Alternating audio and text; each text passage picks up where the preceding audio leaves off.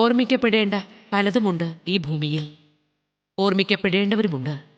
പക്ഷേ ഓർമ്മിക്കപ്പെടേണ്ട ഒരാൾ ഇവിടെ മറവിയിലേക്ക് മാറ്റി നിർത്തപ്പെട്ടിരിക്കുന്നു.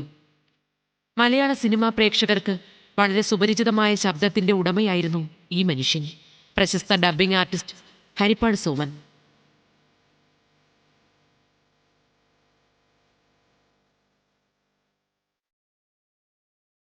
നാലു പതിറ്റാണ്ടിലേറെ സിനിമയ്ക്കൊപ്പം നടന്ന ഒരു കലാകാരൻ്റെ ജീവിതത്തിൻ്റെ രണ്ടാം അംഗം ഇങ്ങനെയാണിപ്പോൾ. സോമനിത് യാതനകളുടെയും വേദനകളുടെയും ദുരിതപർവം. രോഗം തകർത്ത് കളഞ്ഞത് ഈ ശരീരം മാത്രമല്ല, ഈശ്വര അനുഗ്രഹം കിട്ടിയ സോമൻ്റെ ശബ്ദവുമാണ്. ദൈവത്തിനു മുന്നിൽ ജീവിതം തിരിച്ചു തരാൻ കണ്ണീരുരുക്കി പ്രാർത്ഥിക്കുകയാണ് ഈ മനുഷ്യൻ. 78 വന്നിട്ട് 40 വർഷമായി. കലാകേരളത്തിന്റെ സ്നേഹാദരങ്ങൾ നേടാൻ ഭാഗ്യമുണ്ടായ ഒരുപാട് പേരുടെ ജന്മഭൂമിയാണ് ആലപ്പുഴ ജില്ലയിലെ ഹരിപ്പാട്. കലകളുടെ ഈ വിളഭൂമിയിൽ നിന്നാണ് സിനിമാ മോഹവുമായി വർഷങ്ങൾക്ക് മുൻപ് സോമനും കോടമ്പാക്കത്തേക്ക് വണ്ടി കയറുന്നത്. അഭിനയത്തിൽ കൈമുതലായി ഉണ്ടായിരുന്നത് നാടകവേദികളിൽ നിന്ന് നേടിയ അനുഭവ സമ്പത്തായിരുന്നു. കുറച്ച് സിനിമകളിൽ വേഷമിടാനായെങ്കിലും സിനിമാ നടനായി പേരും പെരുമയും നേടാനുള്ള സോമന്റെ മോഹം സഫലമായില്ല. സിനിമ വിലയിട്ടത് ഹരിപ്പാട് സോമന്റെ സുന്ദരമായ ശബ്ദത്തിനായിരുന്നു.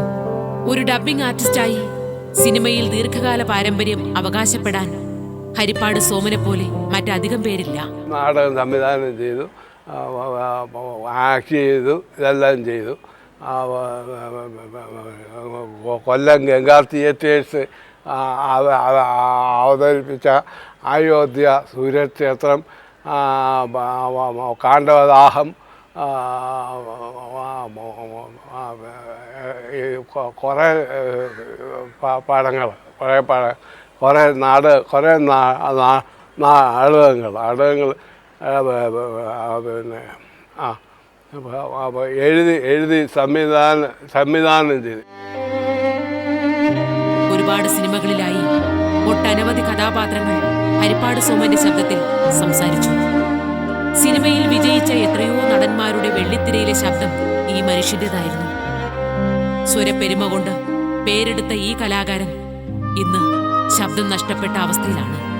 പാതി തളർന്നുപോയ ശരീരവും അടഞ്ഞ കണ്ടനാളവുമായി ഹരിപ്പാട് സോമന്റെ ജീവിതം ഇന്നിപ്പോൾ വഴിമുട്ടി നിൽക്കുന്നു. അഭിനയിക്കാനുള്ള ചാൻസ് കിട്ടിയത്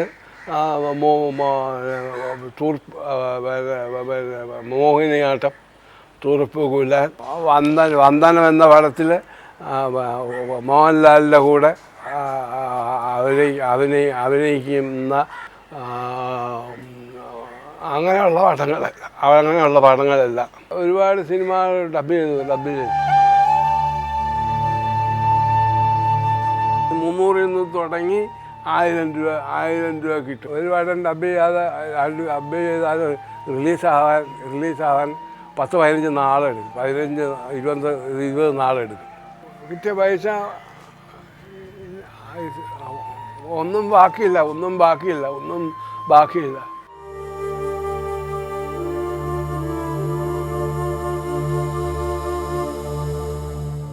ഹരിപ്പാട് സോമന്റെ പ്രൊഫഷണൽ കരിയർ ഉയരത്തിൽ നിൽക്കുമ്പോഴും വരുമാനത്തിന്റെ ഗ്രാഫ് മുകളിലേക്ക് കയറുകയുണ്ടായിട്ടില്ല. ഡബ്ബിംഗിൽ നിന്ന് കിട്ടിയിരുന്നത് തുച്ഛമായ പ്രതിഫലം. ജീവിതം തട്ടിമുട്ടി മുന്നോട്ട് കൊണ്ടുപോകാനായി എന്നതൊഴിച്ചാൽ ഈ ഡബ്ബിംഗ് ആർട്ടിസ്റ്റിന് നാളേക്കെന്ന് പറഞ്ഞ് മാറ്റിവെക്കാൻ സമ്പാദ്യങ്ങളൊന്നും ഉണ്ടായില്ല. പ്രാരാബ്ദങ്ങൾ മാറാപ്പായി ചുമലിലേറുമ്പോഴും ജീവിതം മുന്നോട്ട് കൊണ്ടുപോകാനുള്ള പരിശ്രമത്തിലായിരുന്നു. അപ്പോഴാണ് അപ്രതീക്ഷിതമായി കടന്നാക്രമിച്ച രോഗം ഈ കലാകാരനെ കിടത്തിക്കളഞ്ഞത്. ഹരിപ്പാട് സോമന്റെ തളർച്ച കുടുംബത്തിന്റെ ആകെ തകർച്ചയായിരുന്നു.